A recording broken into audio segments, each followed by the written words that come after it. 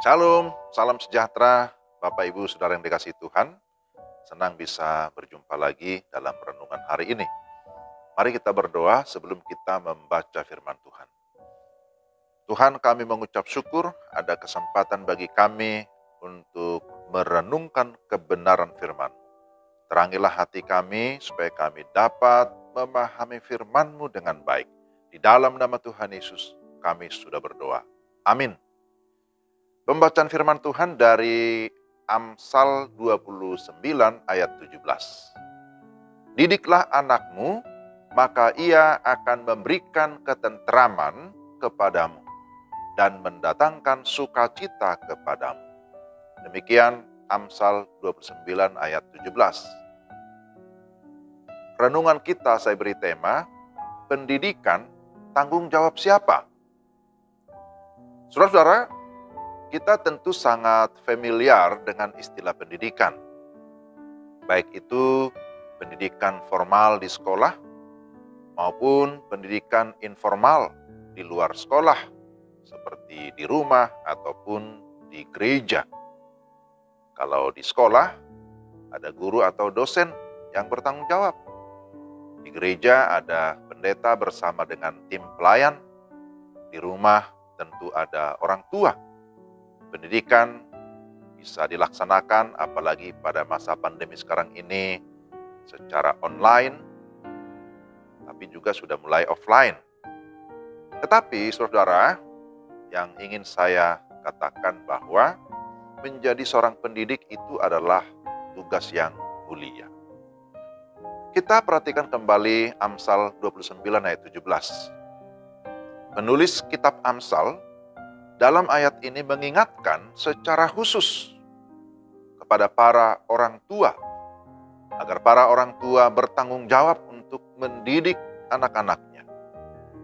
Orang tua adalah guru pertama dan utama bagi anak-anaknya. Dan karena itu, orang tualah yang harus berperan mendidik anaknya agar mereka dapat berhasil. Apa ukuran keberhasilan mereka?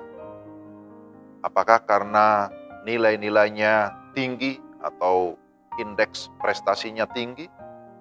Apakah karena anak itu menjadi seorang yang pintar berkata-kata, pintar berdialog ataupun berpidato? Ya tentu hal-hal itu juga membanggakan. Akan tetapi Amsal 29 ayat 17 menyatakan, didiklah anakmu agar ia memberikan ketentraman dan mendatangkan sukacita. Yang menjadi pertanyaan adalah, apakah selama ini anak lebih banyak memberikan ketentraman atau kegelisahan? Apakah selama ini anak kita mendatangkan sukacita atau justru sebaliknya mendatangkan duka cita? Maka agar kedua hal ini dapat tercapai, dikatakan di sini, agar anakmu memberikan ketentraman dan mendatangkan sukacita, maka kepada para pendidik, secara khusus orang tua dalam bagian ini, perlu memperhatikan anak kalimat ini, frasa ini. Didiklah anakmu. Didiklah berarti kita diminta untuk mengajar sungguh-sungguh. Didiklah berarti peliharalah, tegurlah, koreksilah, gemblenglah. Dan ini adalah perintah. Saudara, kita harus tahu atau kita harus ingat bahwa pendidikan adalah satu usaha yang dilakukan dalam kesadaran, bahkan juga secara terencana untuk menolong anak agar dapat mengembangkan potensi dirinya, supaya bisa berkembang di dalam kecerdasan, keterampilan, maupun di dalam kerohaniannya. Lalu berikutnya bahwa pendidikan itu adalah sebuah proses. Sebuah proses yang terus-menerus dilakukan. Proses untuk mereka mengalami pembaharuan atau transformasi, baik secara kognitif atau pengetahuan, secara afektif, tetapi juga secara psikomotorik. Dan hal ini membutuhkan ketekunan atau kesungguhan sehingga mereka bisa mengalami pembaruan.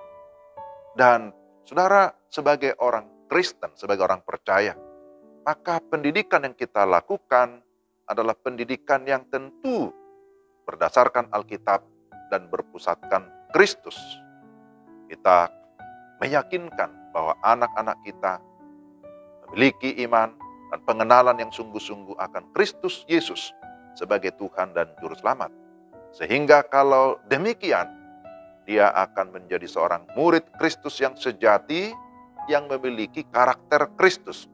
Saya kira ini hal yang sangat penting, agar dia dapat mendatangkan ketentraman dan juga sukacita di tengah-tengah keluarga. Anak-anak yang tidak dididik dengan baik, yang tidak didisiplin, yang tidak dikendalikan oleh orang tuanya sejak kecil, maka jangan heran jikalau di kemudian hari akan memalukan orang tuanya dan merusak diri mereka sendiri. Itu kita lihat di dalam Amsal 29 ayat 15. Karena itu saudara-saudara, mari kita bertanggung jawab. Siapapun saudara dan saya, ya kita semua, bertanggung jawab untuk memberikan didikan ataupun pendidikan kepada anak-anak kita sedini mungkin, agar mereka mendatangkan ketentraman dan sukacita. Memberikan ketentraman artinya membuat orang tua merasa tenang dan bebas dari banyak kekhawatiran terhadap anak-anak. Serta mendatangkan sukacita artinya menyenangkan ataupun membahagiakan. Maka sekali lagi untuk mencapai hal ini, anak-anak harus dididik dengan disiplin yang disertai dengan kasih. Jikalau hanya kasih tanpa disiplin, nanti ujung-ujungnya kompromi.